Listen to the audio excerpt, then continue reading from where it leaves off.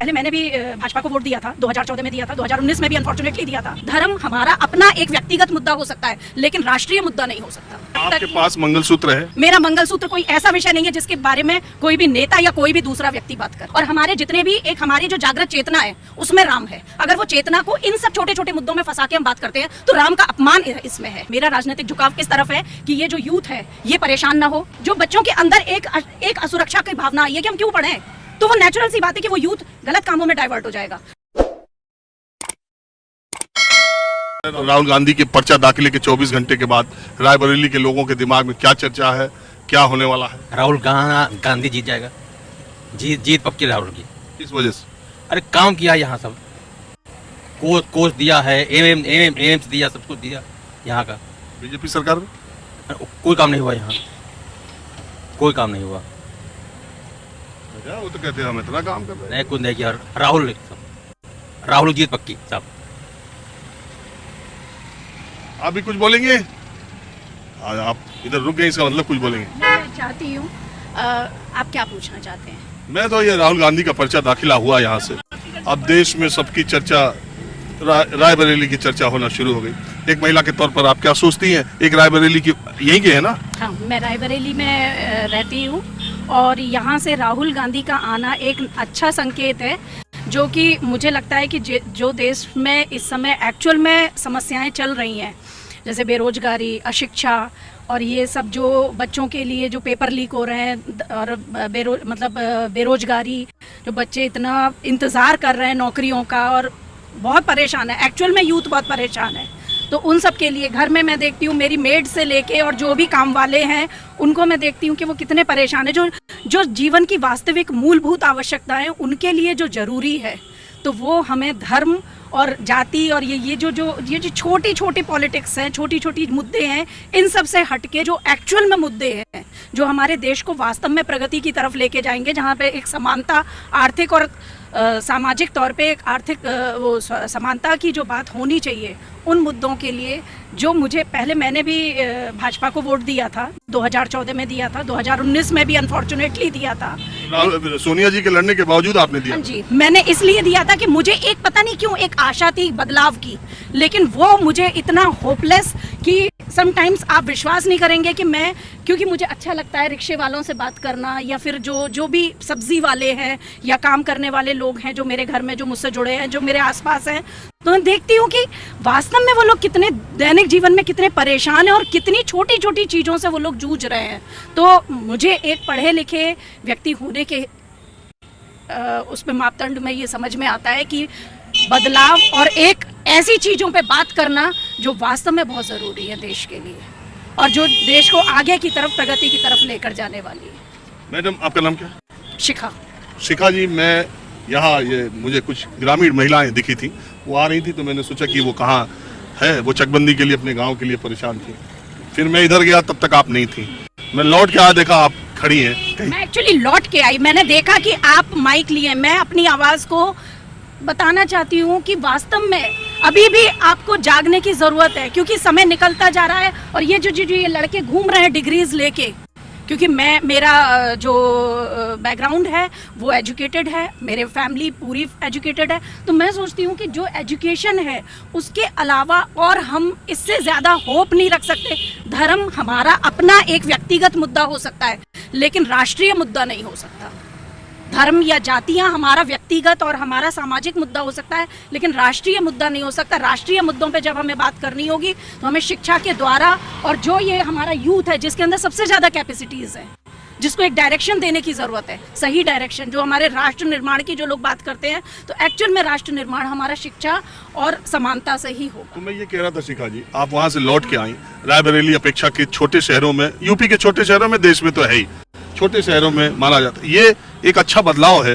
देश की महिलाएं अगर बोलने के लिए और देश की समस्याओं और राजनीति पे बोलने के लिए आए, मैं तो बड़े बड़े शहरों में भी जाके देखता हूँ, माइक लगाता हूँ, लोग कहते हैं नहीं हमें पॉलिटिक्स में इंटरेस्ट। मैं बोलना चाहती हूँ, बिल्कुल, मैंने आपको बुलाया नहीं, आप खुद आई। मैं चाहती हूँ कि मेरी बात लोग सुने और समझें। इस बात को अभी भी ध्यान देने की जरूरत है। मैं भी पूजा करती हूँ, आपने देखा होगा मेरे माथे पे भी टीका लगा हुआ है, पूजा करके मैं घर से निकली हूँ, लेकिन वो मेरा व्यक्तिगत है, उससे किसी का पेट नहीं भरेगा। किसी भी परिवार की मैं मदद नहीं कर पाऊंगी जब आपके तक पास मंगलसूत्र है? मेरा मंगलसूत्र मेरे पति में है, मेरे बच्चे की प्रगति में है। मेरा मंगलसूत्र कोई ऐसा विषय नहीं है जिसके बारे में कोई भी नेता या कोई भी दूसरा व्यक्ति बात करे। मेरे मंगलसूत्र की रक्षा करना मेरा अपना पर्सनल दायित्व है, और मैं इस तरह की जो भाषा या इस तरह की जो भी विचार हैं उनके लिए बिल्कुल भी तैयार नहीं हूं कि उनको एक राष्ट्रीय मुद्दे पे कोई इतना सम्मानित और इतना मजबूत व्यक्ति इस बारे में लोगों को क्या बोलूं, इस बारे में मैं नो कमेंट ही रहना चाहूंगी वैसे तो, लेकिन ये कोई मुद्दा नहीं है। अच्छा, एक बात बताइए, अभी मैं जब निकला होटल से रायबरेली के लिए तो प्रधानमंत्री के बयान आ रहे थे फ्लैश में, ब्रेकिंग न्यूज में। उन्होंने कहा कि आपके एक वोट की ताकत से राम मंदिर बना है, आपकी एक वोट की ताकत से 370 की दीवार गिरी है। आप नहीं मानती कि कुछ काम इस सरकार ने ऐसे किए कि वो काम दूसरे लोग करने में उनके, प्रधानमंत्री ने एक इंटरव्यू में कहा कि किसी की हिम्मत है तो कह के देखे कि 370 को रिस्टोर करेंगे। हम एक बहुत सामान्य सी बात मैं आपसे पूछती हूँ कि मैं हिंदू हूँ, मैं राम को मानती हूँ। जब से जन्म हुआ हमारा तो हम खड़े भी होते हैं, अरे राम। हम ये सुनते आए हैं अपने बचपन में, अपनी दादी नानी या जो भी व्यक्ति बुजुर्ग होते हैं, अरे राम। कोई तकलीफ हुई, अरे राम, हे राम। ये हमारे राम जो किसी व्यक्ति के द्वारा नहीं दिए गए हमें, ये इनग्रेन्ड हमारे संस्कारों में राम है। और हमारे जितने भी एक हमारे जो जागृत चेतना है उसमें राम है। अगर वो चेतना को इन सब छोटे छोटे मुद्दों में फंसा के हम बात करते हैं तो राम का अपमान इसमें है। और दूसरी बात, रही बात आप कह रहे हैं 370, मुझे तो लगता है कि वहां पे हर पार्टी को अपना कैंडिडेट खड़ा करना चाहिए। 370 इतना प्लीजेंट है तो हर पार्टी को, और वो भी राष्ट्रीय बड़ी पार्टी, इसको अपना कैंडिडेट पहले वहां पे खड़ा करना चाहिए। आपका ये है कि कश्मीर घाटी में बीजेपी ने कैंडिडेट तो दिया नहीं? मेरे बाइट पे अगर आपको लगता है कि मुझे ये बोलना चाहिए तो वास्तव में होना चाहिए। हर व्यक्ति की आवाज। आपका इशारा ये है कि वो कश्मीर घाटी में चुनाव तो लड़ नहीं रही बीजेपी? मेरा इशारे की जरूरत नहीं है, होर्डिंग्स पे है। मेरे इशारे की जरूरत नहीं, सबको पता है कि वहाँ कौन कौन सी पार्टी फ्रंट में आई है। तो मुझे ऐसा लगता है कि सभी पार्टीज को वहाँ पे अपना उम्मीदवार खड़ा करना चाहिए। खासतौर से जो बड़ी पार्टीज हैं उन्हें तो जरूर करना चाहिए। मैं बहुत जगह जाता हूँ और बहुत जगह जब इलेक्शन के रिजल्ट्स आते हैं तो लोग अपने एनालिसिस और समीक्षा में ये कहते हैं कि महिलाओं का, आधी आबादी का जनसमर्थन भारतीय जनता पार्टी, प्रधानमंत्री नरेंद्र मोदी, खास करके यूपी में योगी, कानून व्यवस्था और ये सब चीजें, ये समर्थन उनको है। आप जो बोल रही हैं तो मैं ये जानना चाहता हूँ कि आपका राजनीतिक झुकाव किसी तरफ है या आप किसी राजनीतिक?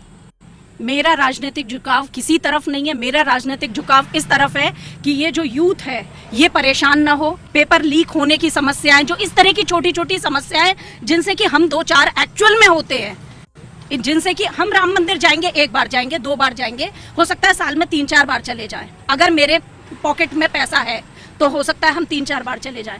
लेकिन जो डेली की मूलभूत आवश्यकताएं हैं वो आवश्यकताएं हम तभी पूरी करेंगे जबकि एक ऐसी सोच होगी जिसमें कि सभी वर्गों को समानता का अधिकार मिलेगा और जिसमें सभी वर्गों को पढ़ाई लिखाई, खाना और जो भी चीज़ें हैं उसको अपनी मेहनत की पूरी मेहनत वो करना जानता है, लेकिन उसको मेहनत के लिए ऐसे रोजगार और इस तरह के अवसर दिए जाएं जहां पे कि वास्तव में वो अपने पैसे से वो भीख मांग के नहीं कि प्रधानमंत्री से मिल गई, कोई भी पार्टी हो, कोई भी, कांग्रेस भी अगर आती है, कांग्रेस भी उनको खाली ये वो ना दे के हम आपको खाना दे रहे हैं, हम 5 किलो राशन दे रहे हैं, नहीं, उसके अंदर कांग्रेस ने भी तो वायदा दिया है कि हम पैसे देंगे, 1 लाख देंगे इनको महिलाओं। अलग चीज है, वो अलग चीज है। लेकिन आप ये समझिए कि हम सिर्फ ये नहीं कह सकते कि आपको हम खाना देंगे फ्री में, राशन देंगे फ्री में, नहीं, वो अलग चीज है। लेकिन उसके साथ साथ जो हमें समानता के लिए बहुत सारे प्रयास करने हैं, जो कि बच्चों को हमें एक प्लेटफॉर्म पे ये मजबूती देनी है कि आप अगर पढ़ रहे हो तो आपको नौकरी मिलेगी, आप अगर कर रहे हो तो आपको रोजगार के अवसर मिलेंगे, आपको मनरेगा में या नरेगा जो भी है उसमें काम मिलेगा। तो इस तरह की जो चीजें हैं वो बहुत आवश्यक है कि समाज में जो बच्चों के अंदर एक असुरक्षा की भावना आई है कि हम क्यों पढ़ें, तो वो नेचुरल सी बात है कि वो यूथ गलत कामों में डाइवर्ट हो जाएगा। वो चोरी, डकैती, छीनना और एक इस तरह की, आप भी जानते हैं कि जहाँ पे अनिश्चितता का माहौल होता है वहीं सारे क्राइम खड़े होते हैं। तो इस तरह के कोशिश। क्या करती? मैं हाउसवाइफ हूँ। मगर आपको इतनी राजनीति के बारे में, समाज के बारे में, किसानों के बारे में, युवाओं के बारे में, रोजगार के बारे में इतनी बातें कहना या शिक्षा, क्योंकि मेरे घर में मुझे समानता का अधिकार है, शिक्षा है, और मेरी पूरी कोशिश रहती है कि मैं बिल्कुल अपडेट रहूं। मुझे कोई भी न्यूज़ मेरे बच्चे बताएं या मेरे हस्बैंड डिस्कस करें, उससे पहले मुझे भी पता होना चाहिए, जिससे कि मैं उनके साथ बैठ के बात कर सकूं। दुनिया की आधी आबादी और उसका कुछ भी हिस्सा अगर आप जैसे लोगों के लिए जागरूक लोग अगर हो, और खास करके महिलाएं सामने आए, तो ये देश और विकास के लिए, और मैं हमेशा कहता हूँ कोई भी समाज, कोई भी परिवार, कोई भी देश विकसित तभी माना जाएगा जब उस देश, समाज, परिवार में महिला बराबरी की स्थिति में हो। शिखा जी, आपसे मिलकर बहुत अच्छा लगा, आपकी बातें भी बहुत अच्छी। शाबाश बेटा, बहुत बढ़िया। अब बताइए मैं क्या करूंगा? एक बहुत सिंपल सी टिप आपके साथ शेयर करती हूँ। अपने हाथ को इस तरीके से रखिए। If you look at this from your side, आपका लेफ्ट हैंड आपको बी के जैसे दिखेगा और राइट हैंड आपको डी के जैसे दिखेगा। B and D. B for थोड़ी मदद रखिए। वे मैं तेरा मन पर